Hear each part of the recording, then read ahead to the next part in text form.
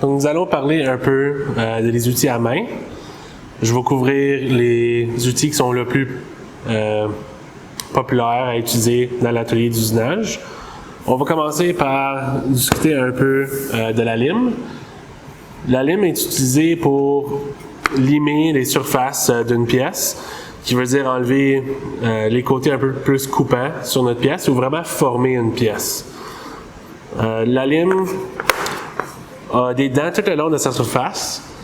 Les dents sont toutes alignées en angle, vers cette direction-là, vers le devant, ainsi qu'en angle de cette direction-là, tout le long de sa surface.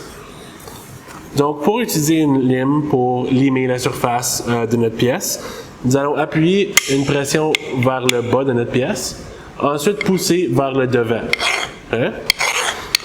On va toujours pousser vers le devant, car si on tire la lime le long de la surface vers l'arrière, nous allons finir par arrondir les dents sur la lime et elle va finir par plus être coupante à la longue.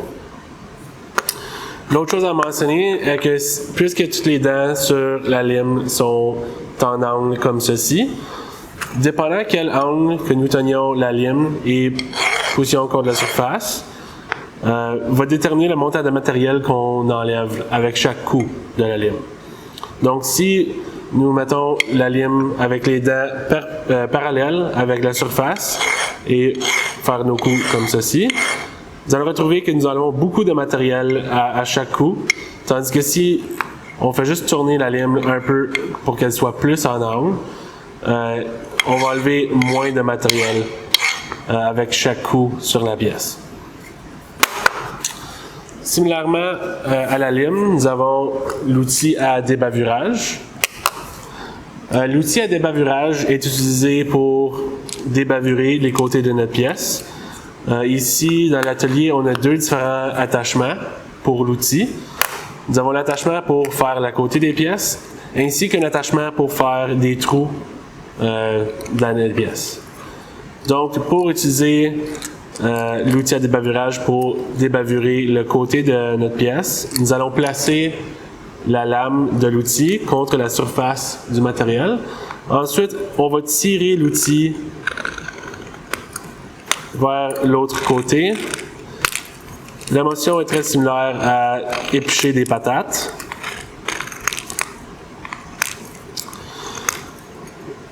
C'est beaucoup plus vite que d'utiliser une lime pour débavurer les côtés.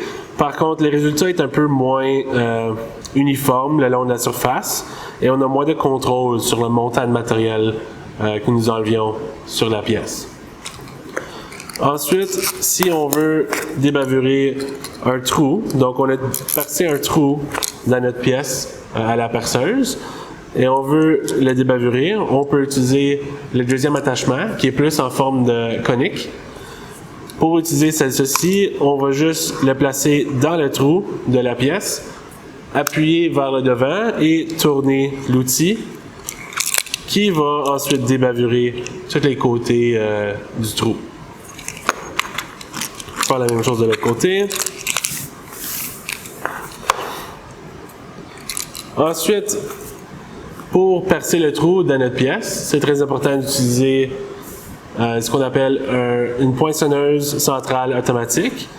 Donc, la poinçonneuse va poincer la position de notre trou sur la pièce.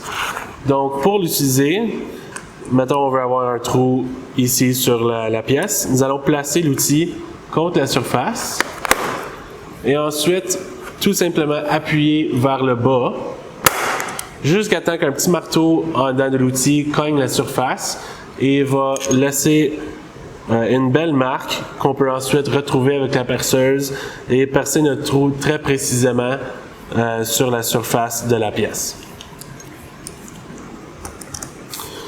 Pour tracer des lignes sur une plaque d'acier ou n'importe quelle sorte de métal que nous allons travailler avec à l'atelier, nous recommandions d'utiliser ce qu'on appelle un scribe. Le scribe est utilisé pour tracer les lignes sur notre surface. On veut éviter d'utiliser des crayons, des stylos ou des stylos permanents sur nos pièces. Car la plupart du temps, mettons les crayons à mine et les stylos vont se faire effacer si vous frottez vos doigts sur la surface. Et les stylos permanents, ils vont laisser des lignes très épaisses qui vont vraiment diminuer la précision que vous pouviez obtenir lorsque vous travaillez dans l'atelier. Donc, pour garder la précision et avoir des lignes qui sont permanentes sur notre plaque d'acier, nous allons utiliser le Scribe.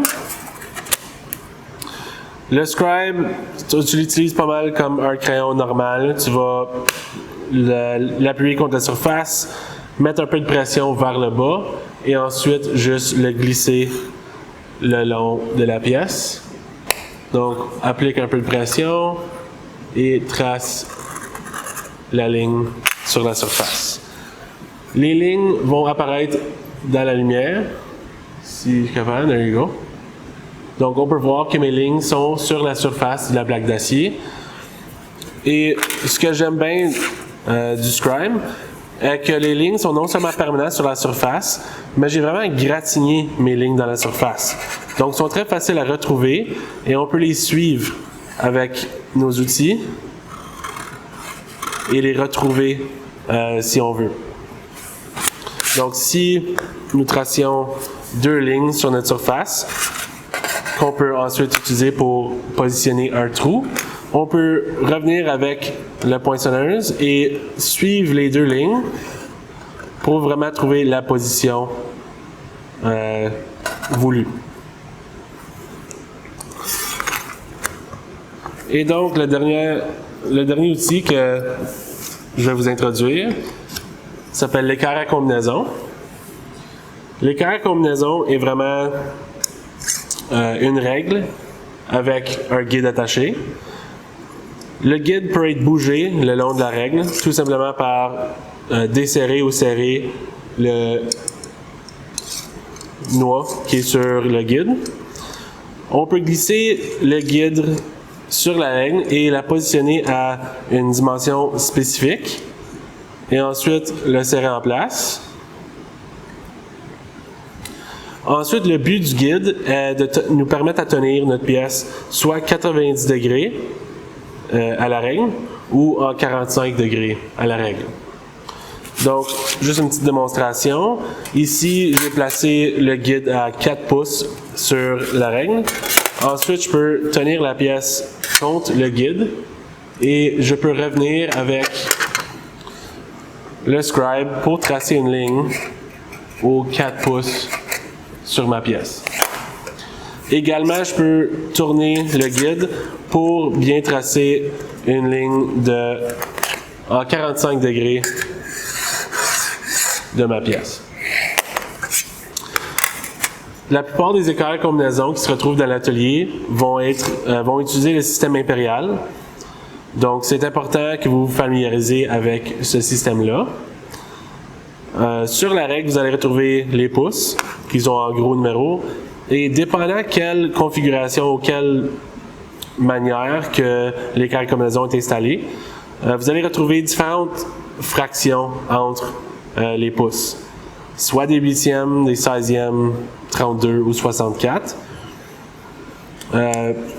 Et c'est important que vous soyez capable de travailler avec ce système-là pour bien mesurer et dimensioniser vos pièces lorsque vous travaillez dans l'atelier.